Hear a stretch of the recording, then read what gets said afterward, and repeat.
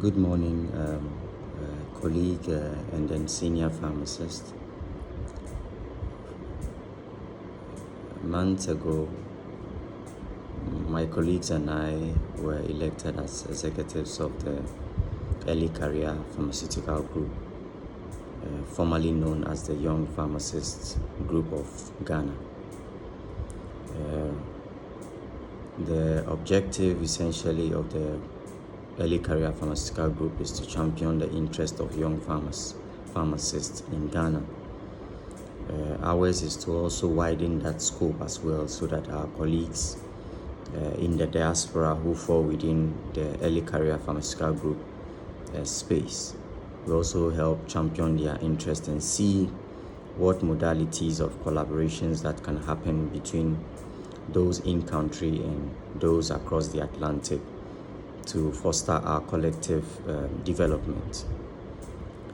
This first time video is a casual introduction into to lay out some marbles of what the team intends doing, even though we will be reaching out to solicit for your support in crystallizing the ideas of projects in terms of capacity building for young pharmacists. First off, this particular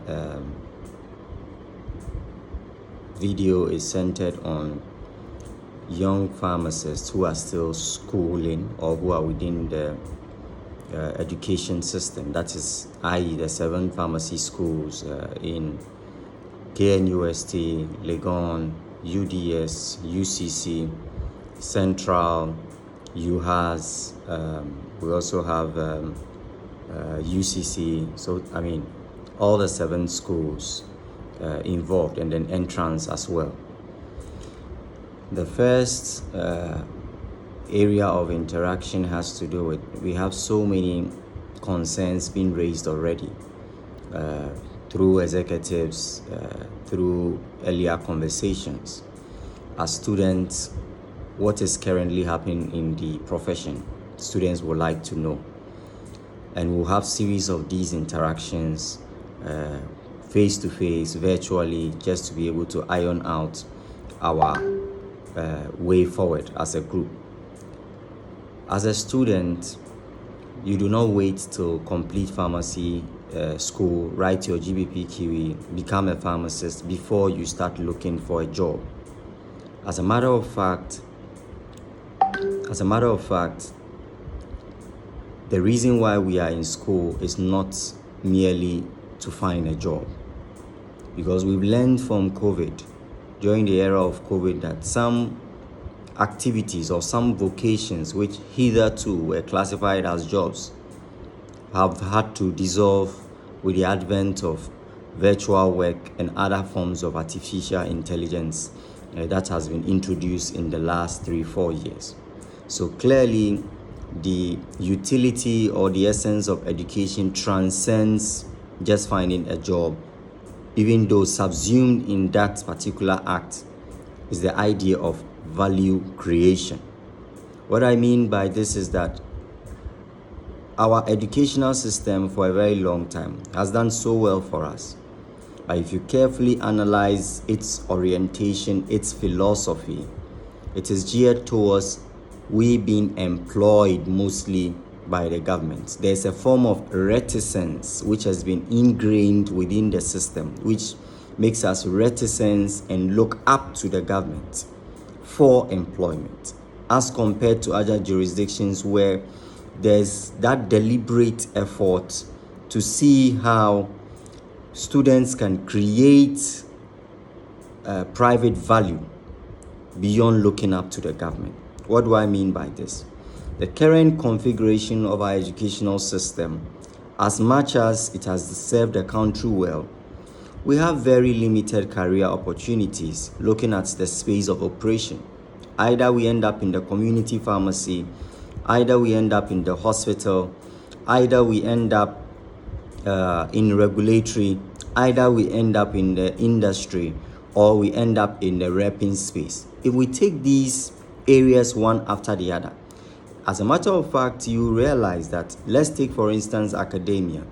Academia, you start off by being a lecturer and rise all the way to being a professor emeritus. So you see a cascading effect of growth. In the community level, if you are a PhD holder, as it stands now, the configuration of the profession does not show any level of advancement. In other jurisdictions now, you see the qualification of a prescribing pharmacist. So beyond being a pharmacist, there is another form of qualification. Key learnings from other jurisdictions again will let us know that we can be able to run other utilities within the community pharmacy, i.e. vaccination. We could even translate in the hospital. There are pharmacists. If you go to places like Holibu, pharmacists are in charge of dispensing or advising or managing, let me use the word management of the entire HIV clinic. In looking at the current morphology of our community pharmacies, we have to start rethinking about how to repurpose the philosophy of our community pharmacy systems. You move to the hospital. Of course, we have the clinical pharmacists. We have PharmD students, which are currently being produced by all pharmacy schools. But the lingering question we should be asking ourselves is, how many specialties, subspecialties, and subspecialties do we have within the hospital? And with the current arrangements of the PharmD, how well are we positioned to deliver value within the hospital? And this is where the current innovation by some of our young pharmacists comes to bear. The DocuPharma by Andrew and then Joel and his team. Very fantastic inputs on how technology can help us record the kinds of interventions that we are making. What we are saying with regards to the hospital is that currently, when you ask how many trained oncology pharmacists do we have in the country, when you take, you want to find out in terms of nutrition pharmacists, cardiology, hematology, you take probably obs and gynae, pain specialty, pharmacists who are in higher ranking positions in terms of these specialties. And you take some specialty areas again like compounding, clearly vaccinology, drug discovery. You realize that we'll be found wanting. We may even have specialists, but unfortunately, sometimes most of these pharmacists are not even based in country. So in terms of value creation, even though we play predominantly in the public sector, we have not optimized the value creation within the public sector, i.e. either community, either the hospital. Of course, the question is, where do we start from? Where does the college come in? Where do we come in as individuals? This is where the idea about setting the various WhatsApp groups for the specialty areas not too long ago came to the fore. So as young pharmacists, if you are interested in compounding, our idea is to link up with pharmacists, both Ghanaians or Africans or specialists or professionals within that space who can help us crystallize the idea of those interested in compounding, those interested in small-scale manufacturing, those interested in hematology, from which schools you can go to, what kind of courses you can apply to. The truth is this: even though we have been elected as executives, we cannot work without your support. We cannot work without your collaboration. We cannot work without sacrifice, because where we are as a profession today was the sacrifice that people did years ago. When you take the pharmaceutical industry, you take the Arepi space, now Prasma, there were people who laid the lineaments of the foundations that we are seeing, the presence of multinational companies, the kind of services, conditions that people enjoy. There were people who gradually fought for these things to become commonplace. This is the same methodology we need to translate when it comes to other sectors. That is not to diminish the efforts that has been made in all the other facets of the profession. Then again, we ask ourselves, when it comes to we as students or as young pharmacists, we cannot sit down and say that we are just pharmacists who qualify to practice in Ghana. We are pharmacists with a global presence. Pharmacists who, without, we do not necessarily have to say, I can only practice in country. At present, when you look at the last recruitment that was done, the government employed 150 Bachelor of Pharmacists, Bachelor of Pharmacy holders, and then 150 of the PharmDs, which is 300, as compared to our other professionals, the nurses and the doctors. The numbers were like night and day. But of course, whilst negotiations are ongoing to ensure that these numbers are increased, the lingering question we should be asking ourselves is, for those who within the 300, within the 150 split were posted, there were instances where some people who were posted did not show up in the regions they were also posted in.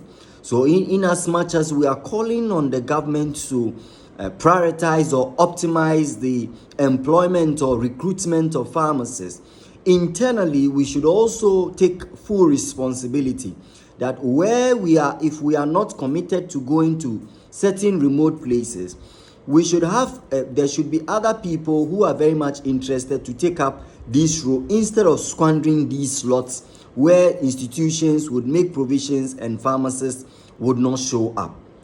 Now, in terms of personal development, in as much as we are students or we are young pharmacists, whatever our lecturers will do or whatever our organizations will do, our collective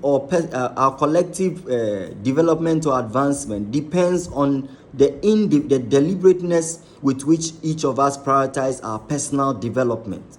And this means that yes, organizations may invest in our trainings and all that, but the question is, what niche do we want to carve for ourselves? Where exactly do we want to go? What level of investment are we putting in as a group, as an individual, and which will reflect on the collective? That is for the early career group. So this is where the teamwork spirit comes to the fore. We, as much as possible, will be setting up the early career book club. We will introduce some form of journal clubs, and we are not doing this to spread the tentacles of the profession, but we are looking at the depth of value that is going to add on to the young pharmacist. And in this case, if you take, for instance, the book club, you cannot talk about a globally formidable group of young pharmacists who are not reading, who are not abreast with time, who are not abreast with the trends globally. Then about the journal club, we cannot be global titans if we are looking only within. What is it that we need to do locally? But we are collaborating with our other colleagues in the diaspora. If there are new advancements, we are aware, because we are training for a global competition and not a local competition. Then finally, what kinds of what is our roadmap as young pharmacists? Like I mentioned earlier on, as executives, our job is to serve the good people of Ghana and the young pharmacists or the early career pharmaceutical group. I use that interchangeably. As much as possible, we need that support, and we also call upon your critique, because we are your servants in this endeavor. For these next 2 years, we are very much open to all your critiques. Anytime there's a call for us to have a program, as much as possible, we'll be shifting away from the CPD dominated programs, because where we intend going cannot be tied to CPD related activities where we have to do it to check the box or someone getting a point or two. Yes, that will titillate your interest, of course, but the incentive for our collective development transcends the credit points. So it's about value creation. It's about the kind of place we want to go. Because in the next 5 years, in the next 10 years, we want to see young pharmacists in pivotal positions. And we can only do that not by talking, but by doing. And that would require collective support, collective sacrifice, and collective responsibility sharing, and then accepting critique.